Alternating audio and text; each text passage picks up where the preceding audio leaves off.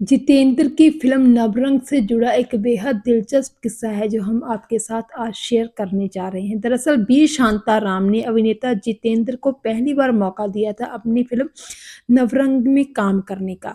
नवरंग में जितेंद्र का एक छोटा-सा डायलॉग ही था जो उन्होंने बोलना था और इस डायलॉग की तैयारी उन्होंने काफ़ी दिन से ही कर ली थी और पूरी तैयारी के साथ अपना डायलॉग रट कर वो सेट पर पहुँचे थे। लेकिन क्या हुआ था सेट पर कि जब कैमरे के सामने वो पहुँचे, तो एकदम नर्वस हो गए और अपना पूरा डायलॉग ही भूल गए। उन्होंने बार-बार डायलॉग बोलने की कोशिश की। दरअसल ये डायलॉग था कि सरदार सरदार दुश्मन टिड्डियों की तरह आगे बढ़ता आ रहा है। तो ये डायलॉग जितेंद्र को बोलने में काफ़ी मुश्किल आ रही थी। दरअसल जितेंद्र टिड्डियों शब्द का सही से उच्चारण नहीं कर पा रहे थे।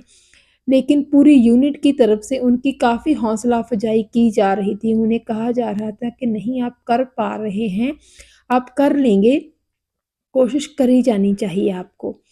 तो इस तरह जितेंद्र ने काफ़ी कोशिश की और 25 तक जो थे टेक लिए, लेकिन बार-बार रीटेक लेने के बाद भी जितेंद्र ये शॉट को सही से नहीं कर पा रहे थे और टिड्डियों शब्द का उच्चारण था वो सही से नहीं हो पा रहा था। इस पर बी शांताराम भी काफ़ी घबरा गए थे, वो भी काफ़ी टेंस हो गए थे। उन्होंने भी जितेंद्र को काफ़ी समझाने की कोशिश की, लेकिन बार-बार वही गलती टिड्डियों शब्द का सही उच्चारण ना कर पाने की गलती उनसे बार-बार हुए ही जा रही थी। तो इस पर बी शांताराम काफ़ी जो थे गुस्से में आ गए, काफ़ी नाराज़ हो गए जितेंद्र के साथ कि ऐसा भी क्या है कि आप एक शॉट ही नहीं कर पा रहे हैं। बी शांताराम का गुस्सा देखकर और जब उन्होंने जितेंद्र को डाँटा, तो वो डाँट सुनकर पूरे सेट के सामने उनको जो डाँटा था बी शांताराम ने, वो देखकर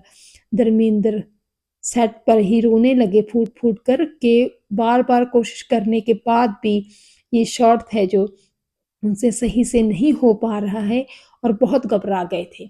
लेकिन अंत में हार कर क्योंकि शॉट ओके हो ही नहीं रहा था जितेंद्र से, वो शब्द टिड्डियों का उच्चारण सही से हो ही नहीं रहा था, तो बी शांताराम ने हार कर वही वही जो था प्रॉपर ना हुआ शॉट ही फ़िल्म में रख लिया और वही सीन जो था ओके कर दिया। तो जितेंद्र हालाँकि फ़िल्म इंडस्ट्री में बाद में अपने डायलॉग्स के कारण पहचाने जाते हैं, डांस बहुत ही अच्छा कर लेते हैं और उसके बाद उनकी फ़िल्में बहुत चलने लगी, लोग उनको बहुत पसंद करने लगे। लेकिन ये कहानी उनके करियर की स्टार्टिंग की कहानी थी जब वो शुरू-शुरू में कैमरा फेस ही कर पा रहे थे।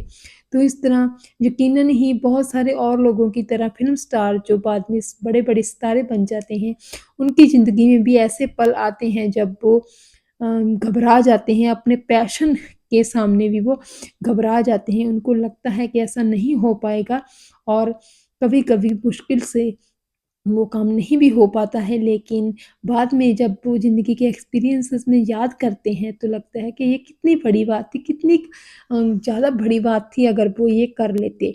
तो इस तरह ये भी किस्सा था जितेंद्र के साथ जुड़ा हुआ जो हमने आपके साथ शेयर किया। बहरहाल आपको जितेंद्र की कौन-सी फ़िल्म बहुत ज़्यादा अच्छी लगती है? कमेंट सेक्शन में हमें ज़रूर बताइएगा।